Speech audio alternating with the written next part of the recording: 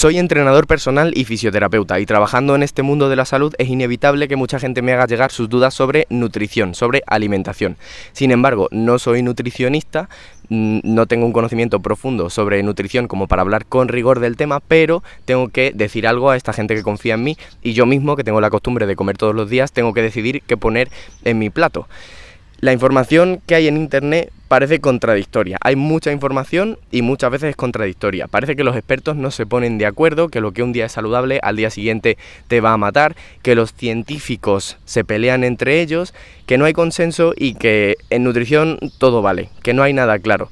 Considero que esto no es así, pero que en la era de sobreinformación que vivimos, lo que hay es que tener la habilidad de filtrar la información. Hay que saber de quién fiarse y de quién no. Y en este vídeo quiero explicaros eso, el razonamiento que yo sigo para decidir de quién fiarme para tomar decisiones genéricas en materia de nutrición y de quién me fío para decidir qué comer, que es algo muy importante para nuestra salud a largo plazo, para nuestro bienestar a corto plazo y para todo en general. Lo primero que quiero explicaros es de quién no me fío y por qué. Desde el aeropuerto, que es uno de los sitios favoritos de los influencers, vengo a hablaros de la primera fuente de información de la que no me fío para tomar decisiones sobre alimentación, que son precisamente los influencers, las redes sociales, los vídeos cortos, todo este tipo de piezas de información súper rápida que buscan captar tu atención, no son buenas fuentes de información por múltiples razones. La primera es que cualquiera puede decir lo que quiera en redes sociales y la alimentación, la nutrición interesan mucho. Todo el mundo come, todo el mundo tiene una opinión sobre alimentación y muchas veces es un tema incluso emocional para muchas personas, entonces en redes sociales van a querer cogernos por ahí un montón.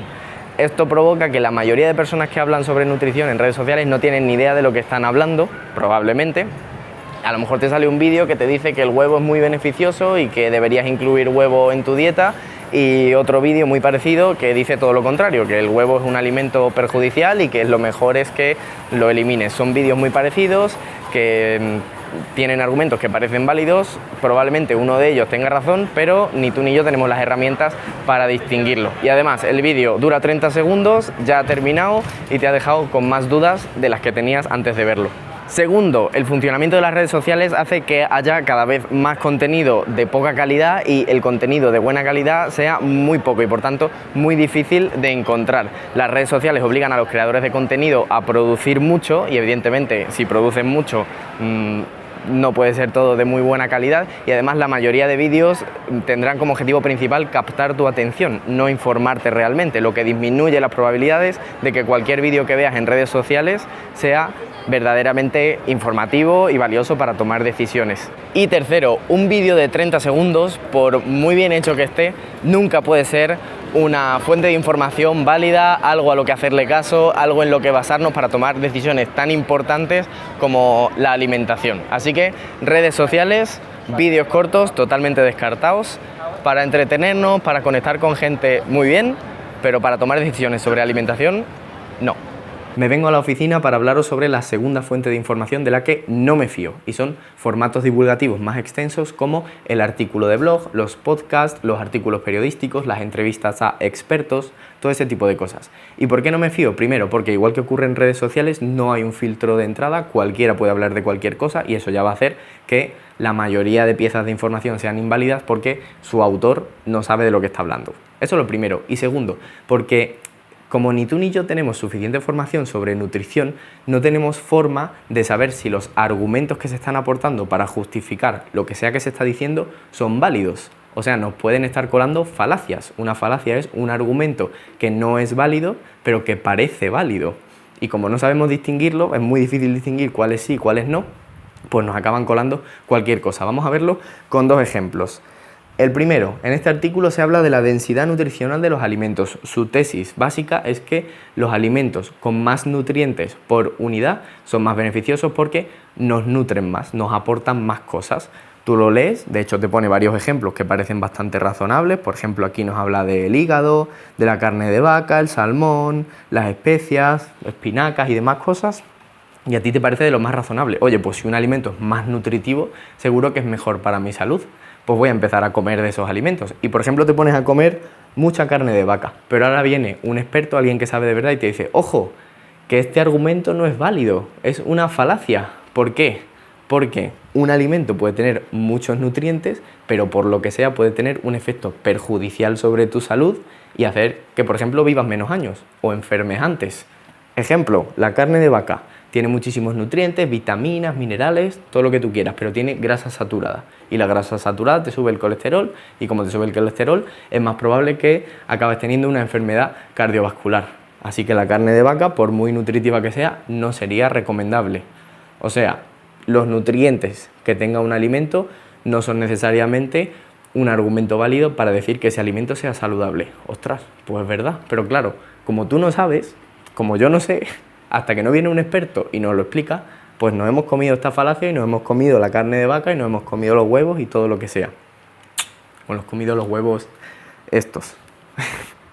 Vale, otro ejemplo, dieta paleo, todo lo que necesitas saber.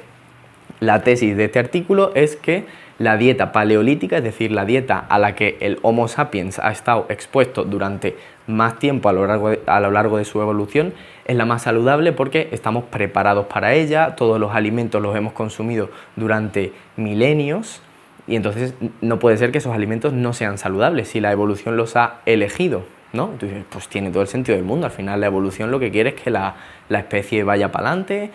Pues sí, pues si un león come carne en la sabana porque es para lo que ha evolucionado, ¿por qué no vamos a comer nosotros la dieta paleolítica? Tiene todo el sentido del mundo.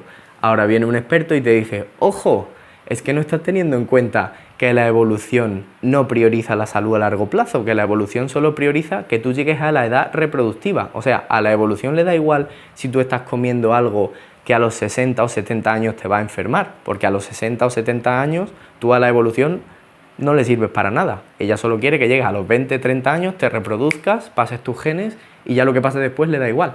Entonces puede que haya alimentos que hemos comido históricamente a lo largo de toda nuestra evolución en el Paleolítico, pero que a día de hoy, con el objetivo de llegar sano a los 60, 70, 80 años, nos sirvan.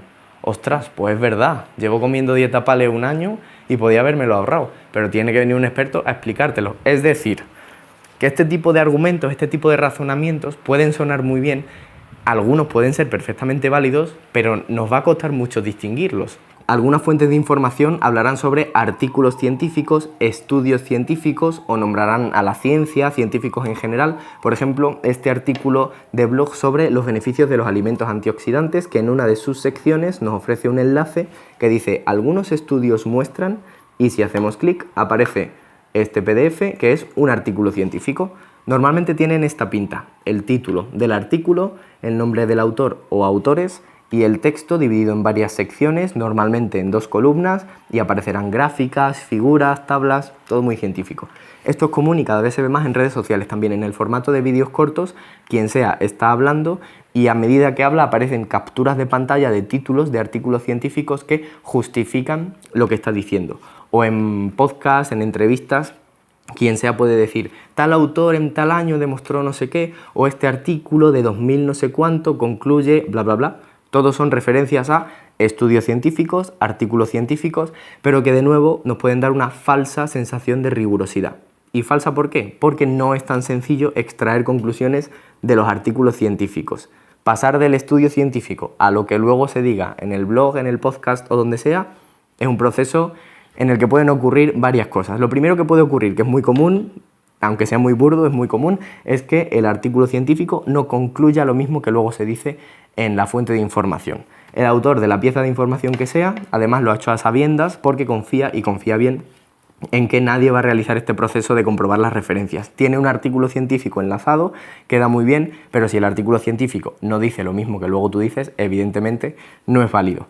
Aunque el artículo científico sí que parezca que concluya lo mismo que luego tú dices o hable de lo mismo, puede que sea un estudio científico con muchas limitaciones. Las limitaciones de un estudio científico son características que hacen que no podamos tomar de manera muy tajante o muy sólida las conclusiones de ese estudio o haya que coger las conclusiones con pinzas, normalmente por falta de recursos económicos. Es como que el estudio no es lo suficientemente potente como para sacar unas conclusiones sólidas. Imaginaos, por ejemplo, que este artículo sobre alimentos antioxidantes nos recomiendan consumir kiwi, nos dicen que el kiwi es muy bueno y nos enlazan un estudio que demuestra que el kiwi es bueno. Nos metemos al estudio, no es el caso, pero imaginaoslo, y vemos que efectivamente el estudio demuestra que el kiwi es muy bueno en ratas. Claro, sacar conclusiones para humanos a partir de un estudio en ratas, como os podéis imaginar, es un poco peliagudo. O imaginaos que el estudio está hecho en humanos, pero solo en 10 personas. Si sacas conclusiones para 9.000 millones de personas a partir de un estudio en 10 personas, puede que fallen cosas. O imaginaos que el estudio está hecho en miles y miles de personas, pero solo durante 2 semanas. Igual de ese estudio no puedes sacar conclusiones como para toda la vida de todo el mundo. Esas son las limitaciones de los estudios, normalmente por falta de recursos económicos. Entonces, aunque el estudio hable de lo mismo de lo que tú hablas luego en tu blog o lo que sea, si el estudio no tiene mucha potencia, es un estudio con muchas limitaciones, tus recomendaciones tampoco van a ser muy sólidas. Y luego, aunque el artículo científico, el estudio, fuera muy bueno, muy potente y tuviera muy pocas limitaciones, las recomendaciones de nutrición y salud no se dan a partir de un solo estudio, se dan a partir de muchos estudios que hablan sobre un mismo tema. Entonces, si tú quieres recomendar el kiwi, tendrías que leerte todos los estudios sobre el kiwi, hacer un razonamiento científico alrededor de esos estudios sobre el kiwi y entonces ya dar la recomendación que sea sobre si consumir kiwi o no consumir kiwi. Porque puede ser que tu estudio que tú has elegido recomiende el kiwi porque concluye que es muy bueno, pero haya 200 otros estudios que sean igual de buenos metodológicamente y que concluyan que el kiwi no es bueno.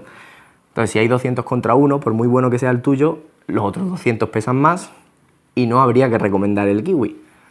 Entonces, como podéis comprobar, sacar conclusiones de los estudios científicos es muy difícil y el simple hecho de que alguien hable de un artículo científico o lo enlace en su blog o saque la captura de pantalla del título, eso no es garantía de que su información sea válida. Tercera fuente de información poco fiable, los libros sobre alimentación. Tienen los mismos problemas a nivel de rigurosidad que el formato anterior, es decir, no tenemos herramientas para distinguir si los argumentos que nos dan o las referencias científicas son válidos, pero además hay millones de libros sobre nutrición. Cuando tú escribes un libro quieres que se venda, por tanto tiene que diferenciarse de los demás. Y en nutrición creo que no hay tantas cosas que decir como para que haya millones de libros diferentes. Eso va a restar validez a la mayoría de cosas que digan la mayoría de libros. Además, es un formato tan extenso que es muy difícil sacar ideas concisas y prácticas de un libro, porque a lo mejor son 300 páginas, pero tú no quieres tener en tu cabeza 300 páginas y tener que organizar tu dieta en base a 300 páginas. Tú quieres algo un poquito más conciso, más práctico como consumidor. Tiene un poco el problema contrario que el formato corto de redes sociales con el mismo resultado. En redes sociales la información es tan poquita, es tan corto que acabas confundido y el libro es tanta información que acabas también confundido. Así que libros tampoco. Cuarta fuente de información de la que no me fío: los artículos, los estudios científicos. Aunque esto que he dicho no es del todo justo, porque de quien no me fío no es de la propia ciencia, que es la fuente de conocimiento más sólida, sino de mi capacidad para interpretarla. Ya hemos visto antes que interpretar estudios científicos es muy difícil, que no es tan fácil como leerlo y ya lo que ponga ahí es la verdad. Dentro de un artículo científico hay muchas cosas que para entenderlas hay que estudiar mucho, como por ejemplo metodología, estadística. Si te estás leyendo un artículo sobre nutrición tienes que saber mucho sobre nutrición en general antes de poder interpretar ese estudio. Y aunque supieras interpretar el estudio correctamente, también hemos visto que para sacar conclusiones sobre un tema concreto no vale con leer un solo artículo científico. Habría que ser capaz de recopilar todos los artículos que hablen sobre ese tema concreto y sacar una conclusión conjunta de todo eso. Espera, listo. ¿Y las revisiones sistemáticas? A lo mejor te suenan estos términos. Revisión sistemática, metaanálisis, son estudios de revisión, estudios científicos que buscan precisamente lo que acabamos de decir: recopilar toda la información científica que hay sobre un tema, analizarla y sacar como una gran conclusión de toda ella. Por ejemplo, quiero saber si el yogur es bueno para mi salud y lo puedo incorporar en mi dieta, porque la gente me tiene la cabeza loca. Unos dicen que sí, otros que no, unos que desnatado, otros que griego, no sé. Así que me puedo venir a PubMed, que sé que es una base de datos científica, médica muy importante, y escribir aquí Yogurt and Health. En inglés, por supuesto, porque todo lo importante está en inglés. Me van a aparecer un montón de artículos, pero yo sé que aquí puedo clicar Systematic Review, que es el filtro de revisiones sistemáticas. Y el primer resultado parece muy interesante: yogur, alimentos lácteos fermentados y salud, una revisión sistemática. Le doy, tenemos además un enlace al texto completo, le damos al texto completo del artículo. Joder, y esto ya tiene que ser un buen artículo, ¿no? Han cogido todos los estudios científicos sobre yogur, fermentados lácteos y salud, los han analizado, se supone que son expertos. Si me voy, por ejemplo, al apartado de conclusiones y me lo leo, aquí ya tiene que estar la información más fiable que hay sobre si puedo incorporar el yogur, los lácteos fermentados o no en la dieta. Esto es una revisión sistemática y de esto sí me puedo fiar, ¿verdad? Pues tampoco. Tienen los mismos problemas que el resto de artículos científicos. Bueno, tenemos los mismos problemas que para interpretar el resto de artículos científicos. Hacer una buena revisión sistemática o metaanálisis requiere un proceso muy riguroso. Hay que seguir unos pasos estrictos, hay que saber seleccionar bien los estudios, utilizar los métodos estadísticos adecuados, ser bueno como analizando la información, hay que ser un experto. Entonces puede haber revisiones sistemáticas o metaanálisis que no sean de la mejor calidad y que por tanto sus conclusiones no sean tan sólidas, pero ni tú ni yo vamos a ser capaces de saber cuáles son más válidos, cuáles no, cuáles se han dejado algo en el tintero. O sea, como no somos expertos, leer artículos científicos, aunque sean estas revisiones sistemáticas o metaanálisis, nos va a costar mucho. A ver, entonces no me puedo fiar de fuentes divulgativas más populares como un libro, un podcast, un influencer en una red social, porque no son científicos, pero tampoco me puedo fiar de los propios artículos científicos porque no sé interpretarlos, porque no tengo los conocimientos ni la formación. Entonces, ¿qué me queda? Pues aquí viene ya sí, por fin, después de toda la chapa que os he dado, la fuente de información que para mí tiene más validez y en la que podemos confiar más como público general que no tiene unos conocimientos profundos sobre nutrición. Y esta fuente de información fiable son las guías nutricionales oficiales elaboradas por organismos públicos para la población general. Estos documentos tienen como objetivo informar a la población general y a profesionales de la salud sobre el patrón dietético que se debería seguir para tener una buena salud, para evitar enfermedades relacionadas con una mala alimentación, malos hábitos de vida, y se suelen elaborar a partir de un informe científico, del que hablaremos más adelante. O sea, son consejos de salud pública científicamente informados y se suelen publicar en un formato breve, visual, entendible y práctico para que sea fácil de aplicar para la población general. ¿Y por qué me fío? 5 razones. Primera, el proceso de elaboración de las guías suele ser muy extenso, suelen ser trabajos de años, desde que se decide que se publica una guía hasta que finalmente se publica. Hay varios ciclos de discusión entre expertos, se escribe un texto, se corrige, hay debate, hay atención a las consultas del público general. Son trabajos muy bien hechos que se toman su tiempo. Segunda, la financiación suele ser pública y o por entidades sin ánimo de lucro.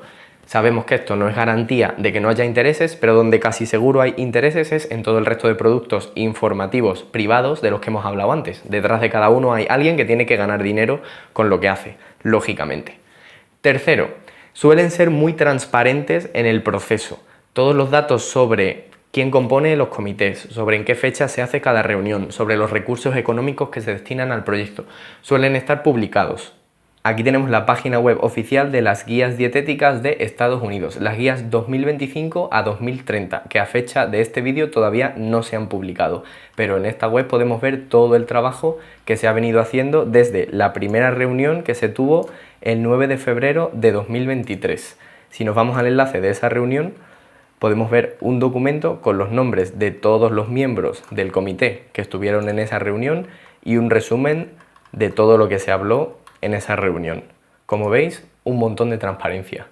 Cuarta, las recomendaciones de distintos países, de distintos organismos, suelen coincidir. Es decir, diferentes grupos de expertos de distintas partes del mundo que no hablan ni siquiera el mismo idioma han llegado a las mismas conclusiones para recomendar a su población. Eso nos debería dar bastante seguridad. Y quinta razón por la que me fío de las guías oficiales es porque no se elaboran a partir de la nada, se elaboran a partir de un informe científico muy concienzudo, muy largo, que elabora un comité científico. Se reúnen varios expertos, muchos expertos de distintas materias, todas relacionadas con la nutrición, estudian toda la literatura científica que hay al respecto, estudian también las particularidades de la población a la que se van a dirigir y a partir de ahí elaboran el informe científico. Luego, los encargados de publicar la versión final de las guías tienen que leer ese informe científico y a partir de ahí concretar recomendaciones entendibles para la población general. Vamos a ver en profundidad el ejemplo español. La entidad encargada de esto es la AESAN, la Agencia Española de Seguridad Alimentaria y Nutrición. Nos vamos a su página web y para encontrar las guías tenemos que ir a Nutrición, Estrategia NAOS, que es la Estrategia Nacional de Actividad Física, Alimentación, Prevención de la Obesidad, y dentro de todo lo que comparten tenemos las recomendaciones dietéticas y de actividad física. Pues vamos a ver. Nos dan el título completo de las guías. Come sano, muévete y cuida tu planeta. Recomendaciones dietéticas saludables y sostenibles complementadas con recomendaciones de actividad física para la población española. Nos cuentan de qué va la cosa, que las guías se derivan del informe científico del comité científico, como hemos hablado antes, pero yo quiero el documento final, lo que nos dan a nosotros como población general para ver qué tenemos que comer. Pues aquí está. Esto es. Vamos a ver de qué se trata. Vemos que es un PDF de 19 páginas.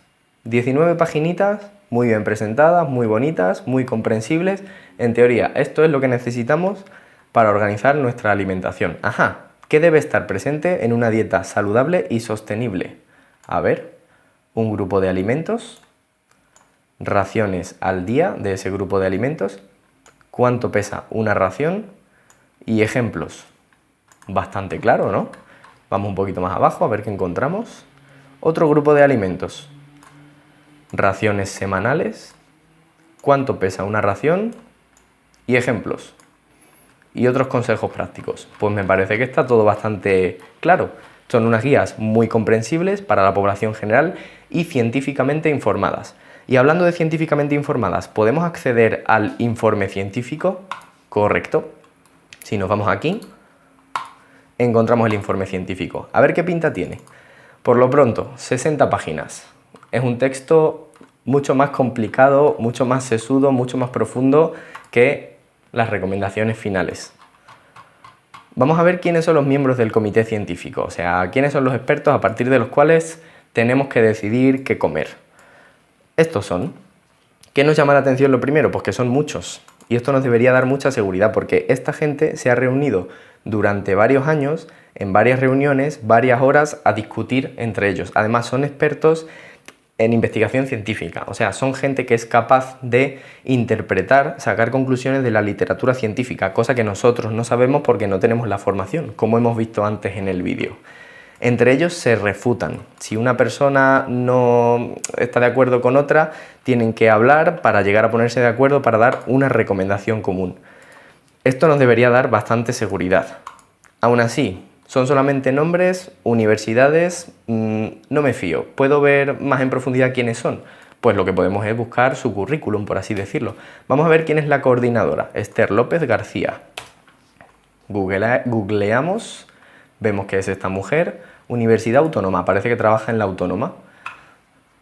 A ver un poco su currículum. Vale. Por lo pronto vemos que es catedrática de Medicina Preventiva y Salud Pública y Microbiología. Y en este apartado podemos ver que ha publicado 263 artículos científicos, que ha dirigido 27 tesis doctorales. Y todo ello desde el año 1999, cuando las redes sociales no estaban precisamente en auge. Bueno, es una persona que en principio parece que sabe de lo que habla y que tiene autoridad. ¿Puedo ver un poquito más quién es, cómo habla, cuáles son sus opiniones? No sé, como si la conociera en persona.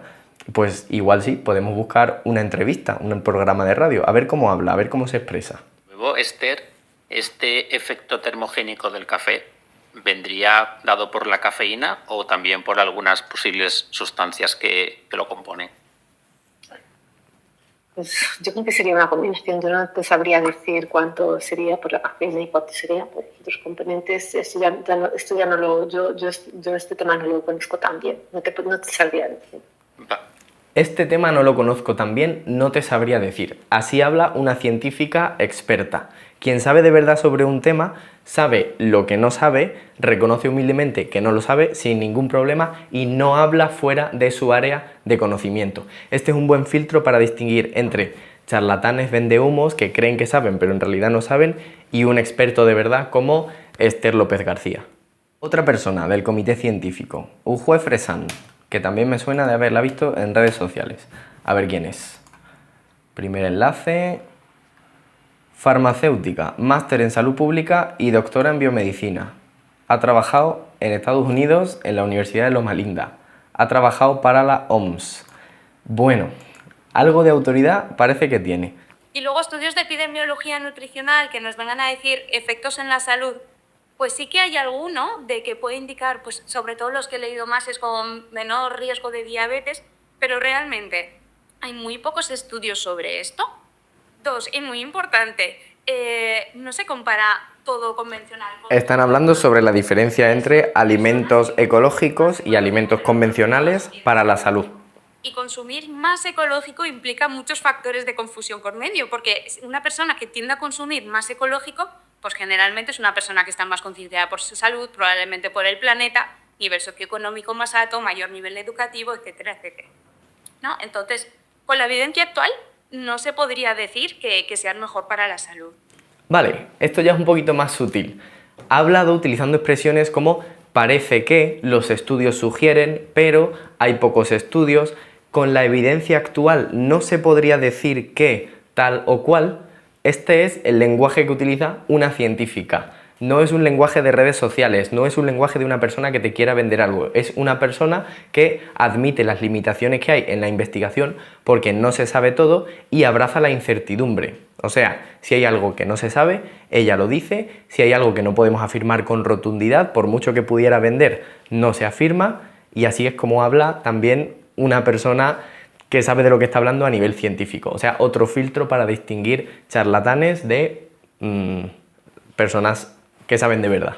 Las guías están adaptadas a la idiosincrasia de la población a la que se dirigen, por lo que puede que haya consejos que aparezcan en la versión final de las guías que no estén recogidos así en el informe científico. Por ejemplo, puede que una población esté muy acostumbrada a consumir carne de cerdo por cultura y la consuma prácticamente a diario. Y los científicos del comité, después de su investigación, descubran que la carne de cerdo es perjudicial y que por tanto el consejo más científico sería eliminarla por completo.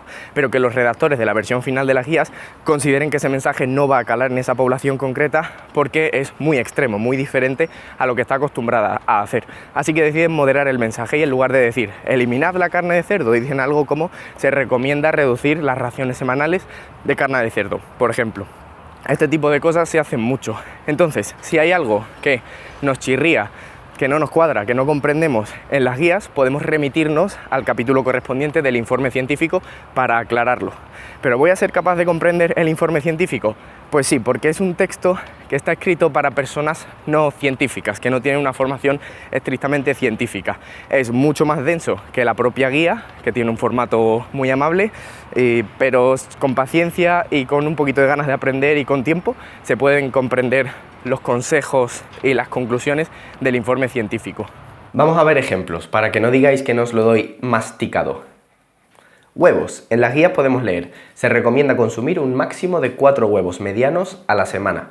Pero yo he escuchado que el huevo tiene colesterol, que eso te sube el colesterol y por tanto es malo para tu riesgo cardiovascular, así que no se deberían comer huevos. Aunque también he escuchado que lo del colesterol es un mito y que el huevo en realidad es un superalimento y que es muy recomendable. ¡Qué lío! A ver si el informe científico nos aclara algo. Por suerte tenemos un capítulo exclusivo para los huevos. Leemos. El colesterol presente en el huevo tiene un impacto modesto en los niveles sanguíneos de este lípido en la mayoría de las personas.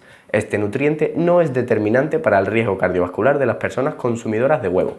Vale, o sea que si me mantengo entre esos 0 y 4 huevos a la semana, ok, no tengo que preocuparme de mi colesterol. Sin embargo, hay personas sensibles a la ingesta de colesterol dietético y su consumo les produce un incremento elevado de sus niveles en sangre. Para ellos el consumo de huevos es desaconsejado. Bueno, o sea que hay gente que sí, que debería comer 0 huevos porque le suben mucho el colesterol.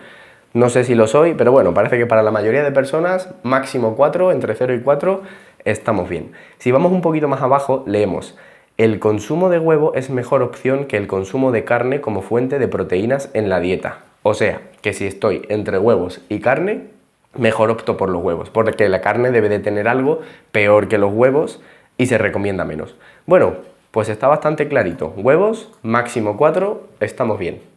Carne. Se recomienda consumir de 0 a un máximo de 3 raciones de carne a la semana. ¿Y cuánto es una ración? Una ración equivale a un filete mediano. ¿Qué me estás diciendo? ¿Que máximo 3 filetes a la semana? Pero si eso no es nada. Además, yo soy deportista, tengo un montón de músculo y necesito carne para meter músculo. pues más te vale buscarte otra forma de meter músculo, porque la recomendación es esta. Está basada en la evidencia científica, por tanto, si consumes más de 3 raciones de carne a la semana, estás perjudicando tu salud. Así de claro. Además podemos leer, minimizar el consumo de carne procesada. ¿Qué es eso de la carne procesada? Pues nos vamos al informe científico que seguro que nos lo aclara. La carne procesada es la carne transformada mediante salazón, curado, fermentación, ahumado u otros procesos para mejorar su sabor o su conservación. El consumo de carne procesada se ha clasificado como carcinogénico, o sea, carne procesada igual a incremento de riesgo de cáncer. Jope con la carne procesada. Pero espera, salazón, curado, carcinogénico... Salazón curado. ¿Qué me estás diciendo? ¿Que mi jamoncito serrano es carcinogénico? ¿Que mi salchichón, mi lomito embuchado, mis ibéricos? Sí, correcto. Esta es la realidad. Es muy tradicional en España, lo consumimos muchísimo, pero si es carcinogénico, es carcinogénico. Aquí está la información y ya con ella hacemos lo que queramos. Legumbres. Consume al menos 4 raciones a la semana, hasta llegar a consumirlas a diario. ¿Qué diferencia con cómo se habla del huevo y de la carne, ¿no? Huevo y carne eran de 0 a 4, máximo 3. Parecía que nos incitaban a tirar para la baja, sin embargo con las legumbres todo lo contrario, de 4 para arriba y no nos dan un techo. Debe de ser porque las legumbres tienen algo beneficioso para nosotros, que son mejores para nuestra salud comparadas con el huevo y la carne. Vamos a ver si el informe científico nos lo aclara. Capítulo de legumbres. El consumo de legumbres se ha asociado con un menor riesgo de desarrollar enfermedades crónicas, en concreto, enfermedad cardiovascular. Bueno, interesante. Factores de riesgo cardiometabólico, efecto beneficioso, interesante. Perfil lipídico, control glucémico, presión arterial. O sea, parece que las legumbres algo tienen que tener que nos protegen, que son buenas para nuestra salud. En cambio, huevos y carne parecía que si nos pasábamos incrementaban nuestros riesgos de enfermedad cardiovascular, cáncer, o sea, diferencias entre los dos alimentos. Si tengo que priorizarlos, las legumbres van a ser mejores. Si nos vamos un poquito más para abajo, al final del todo podemos leer 4 raciones a la semana, que es la recomendación, hasta llegar a un consumo diario, para así poder reducir la ingesta de proteínas de origen animal. O sea, aquí claramente nos están diciendo que las legumbres son preferibles a las fuentes de proteína animales. Así que voy a intentar reducir mi consumo de carne y sustituir mis típicos platos de carne o mis típicos platos de huevo por legumbres. ¿Eso qué quiere decir? ¿Que me tengo que meter un cocido al día? No, las legumbres son muy versátiles y nos pueden servir para muchos platos. Por ejemplo, fajitas, en lugar de meter carne, meto judías. El hummus, que se puede utilizar como guarnición en tostadas, ensaladas de legumbres, se pueden hacer hamburguesas con legumbres. Echándole un poquito de imaginación, podemos cumplir con esta recomendación y proteger nuestra salud. Pero estoy mirando y hay un montón de fruta y hortalizas, ¿no? O sea, 5 raciones al día, eso significa que me tengo que comer una ensalada al día, más otro plato grandecito de verduras en otra comida, más 2 o 3 frutas. Es un montón, ¿no? Pues si es un montón o no, es indiferente.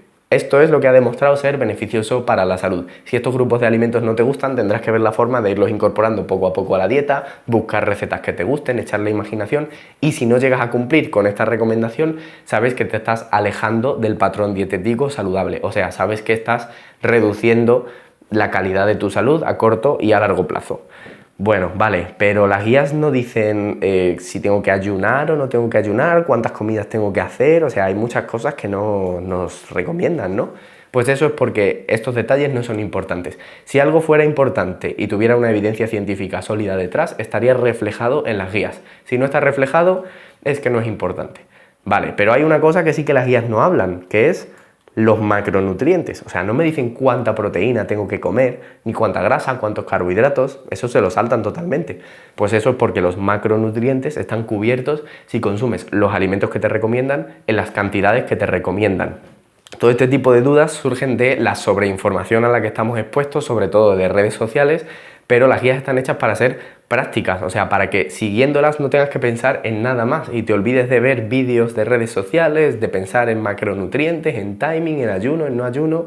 Si cumples con esto, está cubierto, no hace falta nada más.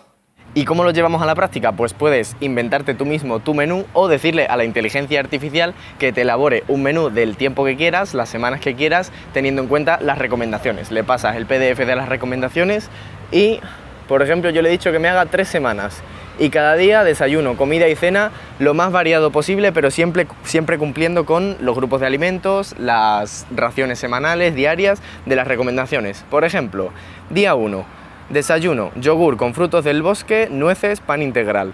Comida, cuscús integral con garbanzos y verduras, fruta. Y cena, crema de zanahoria, ensalada de quinoa, huevo cocido. Por ejemplo, otro día, desayuno, yogur natural con avena integral, manzana y nueces. Comida, ensalada de garbanzos con verduras, merluza al horno y fruta. Cena, crema de calabacín, tortilla de setas, pan integral. Más fácil, imposible. Puedes ir teniendo una conversación con la inteligencia artificial, irle pidiendo que te modifique las cosas a tu gusto, pero siempre cumpliendo con los parámetros de las recomendaciones. Y con eso tenemos un menú saludable. Si tienes dudas u objetivos específicos como objetivos deportivos o tienes algo de sobrepeso y quieres perder peso, habría que aplicar una estrategia individualizada. Y para ello lo ideal es consultar a un profesional, a un nutricionista. Pero como en cualquier campo, tener el título no es garantía de estar actualizado ni de conocer la mejor forma de hacer las cosas. Así que tendríamos que intentar pasar un filtro al nutricionista. Y el mejor filtro que se me ocurre es que sus recomendaciones no deberían desviarse mucho de las guías oficiales, y de hacerlo tiene que saber justificarte por qué. Pongamos por ejemplo el huevo. Si decide eliminar por completo el huevo de tu dieta, a lo mejor es porque eres hiperrespondedor al colesterol, como vimos antes, y cualquier mínimo incremento de colesterol en la dieta te viene muy mal, ¿vale? O a lo mejor es que te gustan mucho las legumbres, no tienes problema en introducirlas en todos tus platos y decide quitarte los platos de huevo y cambiarlos por legumbres porque es un cambio que te beneficia a nivel de salud, ¿vale? Pero si te recomienda desayunar 3 huevos al día, ojo, porque esa recomendación se aleja muchísimo de lo que hay en las guías. O te la sabes justificar muy bien, que no se me ocurren muchas formas de justificarlo, o yo no me fiaría de ese nutricionista. Este es el filtro que yo intentaría aplicar para dar con un buen profesional. A lo mejor también, si tienes objetivos específicos, te vienen bien estrategias que he desmerecido antes, como el ayuno intermitente si estás intentando perder peso, o contar macronutrientes, ver cuándo metes carbohidrato, cuándo metes proteína, si eres un deportista. Esto también se trata de individualizar. En este vídeo estoy hablando más para población general y para las personas que quieren saber cómo es una alimentación saludable, qué alimentos componen una alimentación saludable. Creo que si eres español, como mínimo deberías leer la guía completa de nuestro país y los capítulos que puedas del informe científico, sobre todo el apartado final de conclusiones. Creo que eso es obligatorio. Llevará tiempo, será un esfuerzo, pero se me ocurren pocos temas más importantes que nuestra alimentación. Y si tenemos gente a cargo, si tenemos una familia, su salud también depende de las decisiones que nosotros tomemos. Así que merece la pena echarle un ojo a las guías y asegurarnos de que lo estamos haciendo lo mejor que podemos hacerlo. Las guías de otros países como Estados Unidos, México, Canadá, países nórdicos, Francia, también son interesantes, son trabajos muy bien hechos. Os dejo enlaces en la descripción por si queréis echarles un vistazo, pero ya os digo que todas convergen en un mismo patrón alimentario y esto incrementa mucho mi confianza en ellas. ¿Qué patrón es? Pues en general, más vegetales integrales, más fruta, verdura, cereales integrales, más legumbres y reducir los productos de origen animal, sobre todo la carne roja, y por supuesto eliminar en la medida de lo posible los alimentos ultraprocesados que no son nada saludables, que todos conocemos. Todas convergen en ese patrón y eso pues es bastante interesante. Por supuesto, si tenemos una condición específica como embarazo, alguna enfermedad, tenemos que llevar este proceso de la mano de un profesional que conozca nuestro caso, un médico, un nutricionista. Repito que en este vídeo estoy hablando para la población general, para el que quiera informarse de en qué consiste una dieta saludable. Teniendo en cuenta la sobreabundancia de información a la que estamos expuestos diariamente y nuestra incapacidad para filtrarla y distinguir la buena de la mala, en materia de alimentación yo solo me fío 100% de las guías oficiales. ¿Significa esto que las guías son infalibles y perfectas? No, lo más probable es que contengan algún error, pero que se vaya corrigiendo a medida que se editan más guías y pasan los años y mejora la investigación científica. ¿Significa esto también que toda la información que hay en redes sociales, blogs, libros, etcétera, sea mala? Pues tampoco. Seguro que entre todo ese totum revolutum hay alguna pieza de 30 segundos que es muy interesante, pero primero hay que encontrarla y segundo hay que saber distinguirla de la basura. Así que este es mi consejo práctico final. Estructura tu alimentación siguiendo las guías oficiales de tu país. Déjate de buscar más información sobre alimentación, sigue las guías y reserva para otras cosas tu tiempo y tu atención, que son recursos muy valiosos.